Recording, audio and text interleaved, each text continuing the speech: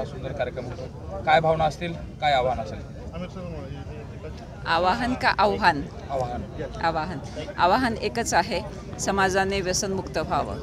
त्याचबरोबर नुसतं व्यसन म्हणते मी मगाशी जसं माझ्या मनोगतात सांगितलं की अनिष्ट गोष्टींचा त्याग करा, चांगल्या गोष्टींचा अंगीकार करा, एवढंच माझं सगळ्यांना आवाहन असेल.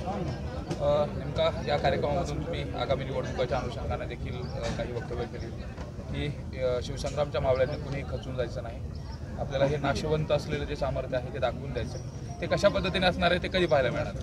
ज्वालामुखी शांत आहे. एकच वाक्य, थांबा पहा.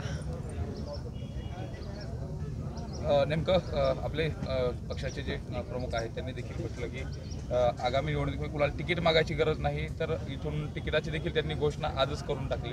त्याच्याकडे कसं पाहत आहे दादा? शिवसंग्राम हा सेपरेट पक्ष आहे.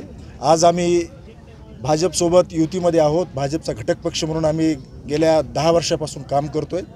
आम्ही आज तरी भाजपसोबत आहोत आणि तिकीट आम्ही भाजपला मागायचा प्रश्न येत नाही. जागा वाटप होईल.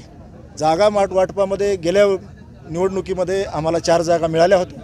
त्या 4 जागापैकी 4ही जागेवर आमचे आमदार निवडून आले आणि त्या 4 जागेमध्ये यावर्षी प्रामुख्याने बीडची जागा आम्ही मागणार आहेत.